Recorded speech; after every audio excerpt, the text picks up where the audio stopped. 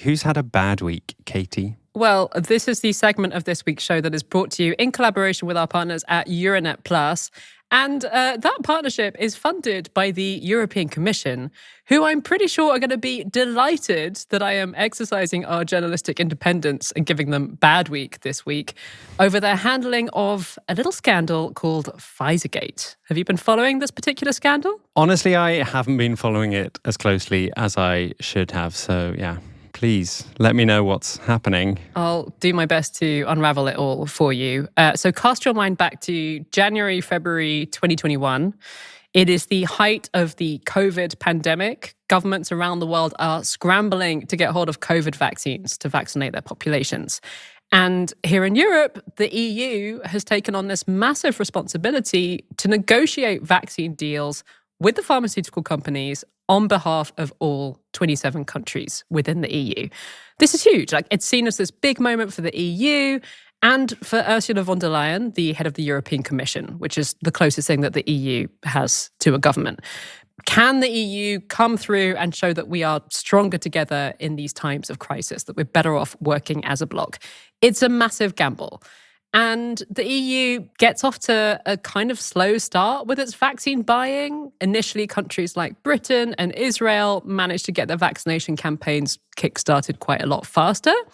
But then von der Leyen catches a break. And in April 2021, the EU announces this huge deal to buy 1.8 billion COVID vaccine doses from Pfizer, the giant American pharmaceutical company, and its German partner, BioNTech. So, hooray, Ursula. Good job.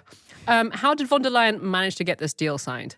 Well, in an interview that she gave herself to the New York Times in April 2021, von der Leyen explained that she had managed to build a pretty close working relationship with the Greek-American boss of Pfizer, who's this guy called Albert Bourla.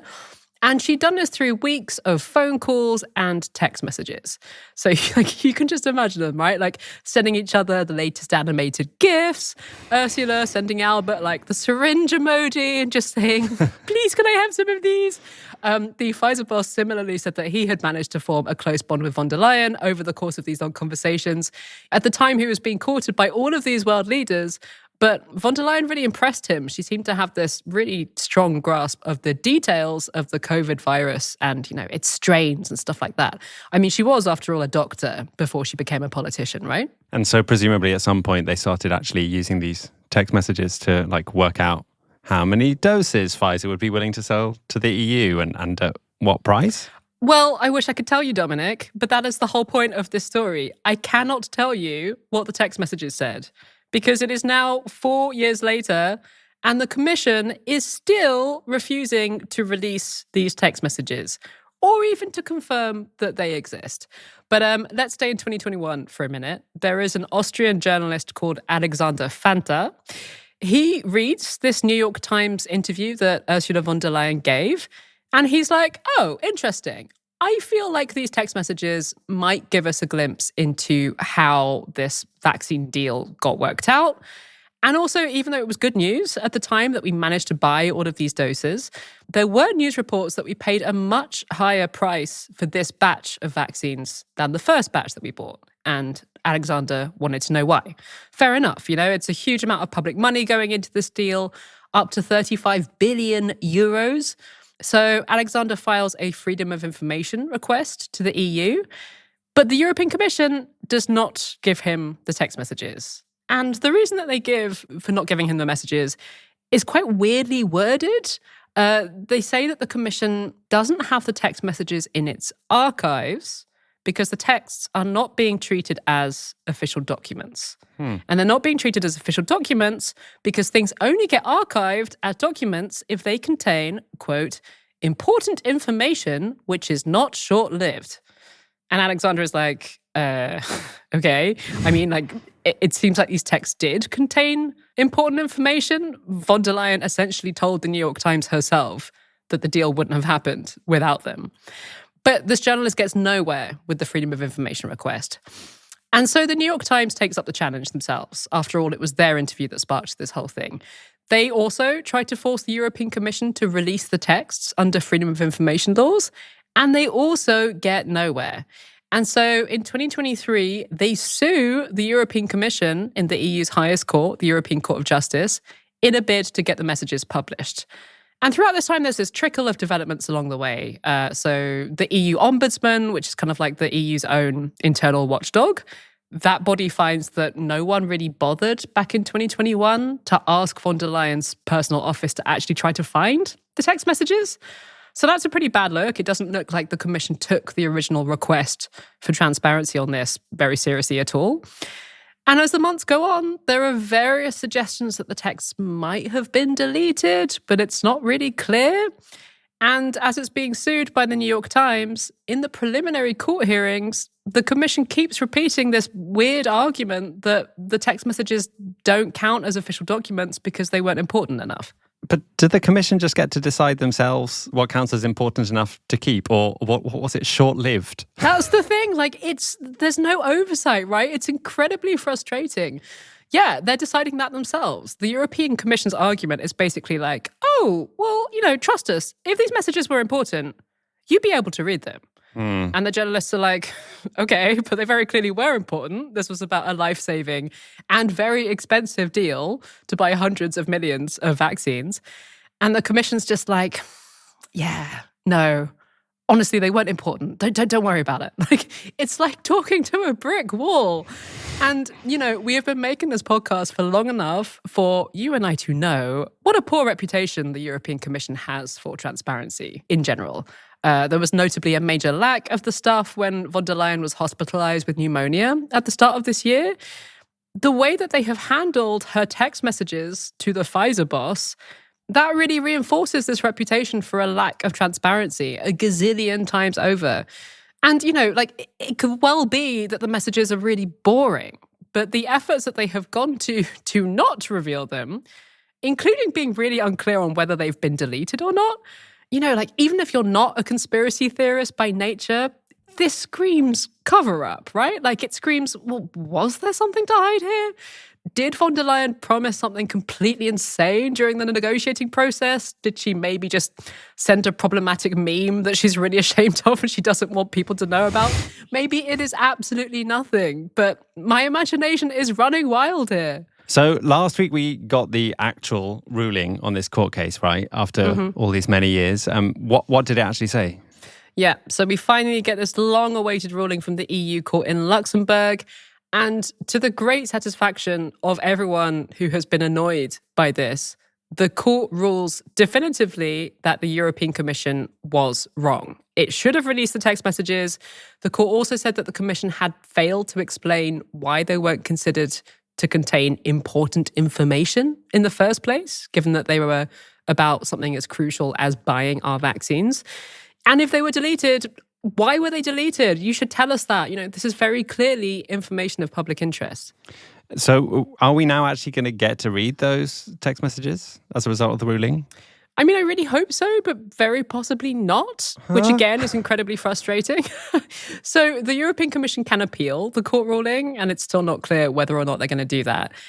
They do legally have to go looking for the texts again, which may or may not have been deleted. But from what the Commission has said since the ruling, they have hinted that their argument is still going to be that they cannot/will not reveal these text messages. They've said they will, quote, adopt a new decision providing a more detailed explanation. There is a slim chance that we could get hold of them a different way. So there's this ongoing criminal investigation by the European Public Prosecutor's Office into vaccine procurement. And their investigators potentially have the power to access app servers to get hold of even messages that have been deleted, depending on the location and local data laws and stuff like that. So never say never. It could still potentially happen, but maybe not. I mean, the court ruling itself acknowledged that there is a decent chance that these messages just don't exist anymore. Were they actual text messages? Do we know that, whether they were text messages or WhatsApp messages or Signal messages? We don't. I don't think, no. Because messages. If they're actually just sending text messages, that's really old school. I don't think I've sent anyone a text message in years. Would you be surprised at Ursula von der Leyen sending an old school text? I would not. Very good point. Presumably, this does all mean that politicians in Brussels need to be a lot more careful about what they text or what they send on WhatsApp. Yes. I mean, if you are a member of the European Parliament or some kind of bureaucrat, and if you are not stupid, you will now need to think twice before having sensitive conversations via text. Because even though it looks like we might not get to read the Pfizer messages, this court ruling does have major legal implications. This is the EU's own court saying text messages can, in certain circumstances, be treated as official documents. They might seem casual because it's the same platform that you use to send pictures of your cat or whatever. But if you are someone that holds a position of power, your text messages can absolutely be considered as communications that should potentially be open to public scrutiny, and you should treat them as such. And there are some indications that people in the corridors of power in Brussels already treat them this way.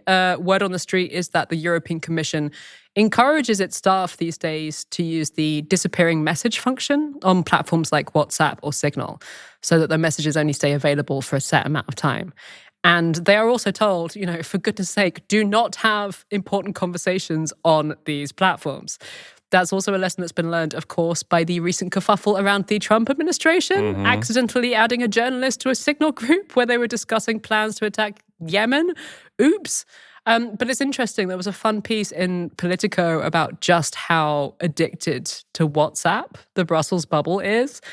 And that habit is really ingrained. It doesn't really feel like the bureaucrats are going to stop doing politics via this app. And in general, it doesn't sound like the European Commission have really learned any real lessons from this. I mean, they're not releasing von der Leyen's text messages, at least not yet.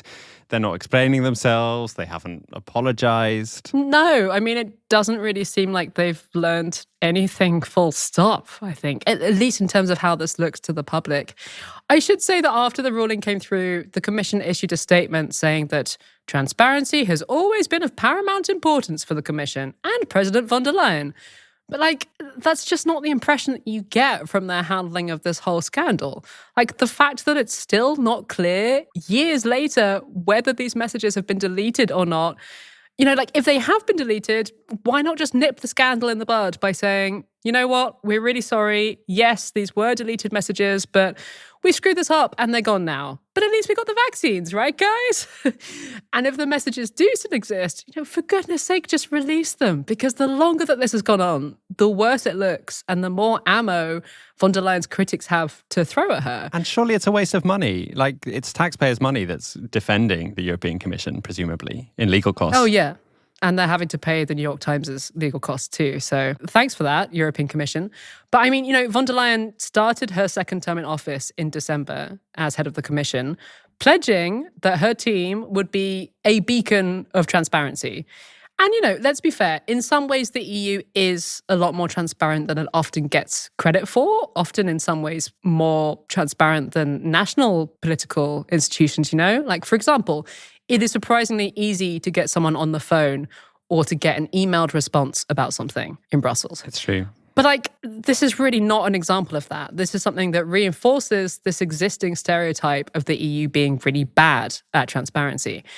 And unfortunately, those negative examples, the ones that confirm the stereotype, those are always the ones that stick. So, yeah, bad week for the European Commission. However, I do want to end on a slightly more upbeat note.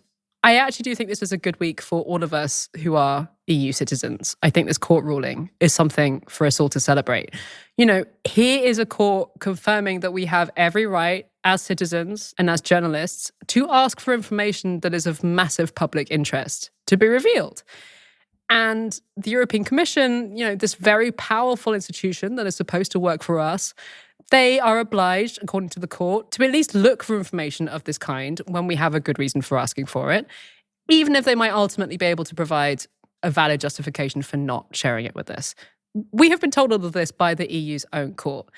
And that means that in this one case, at least, I think EU democracy is actually working pretty well. You've got checks and balances working. You've got one bit of the system telling another bit that it needs to do better. And in a world where that's not always the case these days in our democracies, where you've got increasingly authoritarian governments trying to make the courts all nice and docile and obedient, I think this ruling is probably something worth celebrating. Hey, that's a surprising happy twist to Ta-da! that bad week. I live to serve.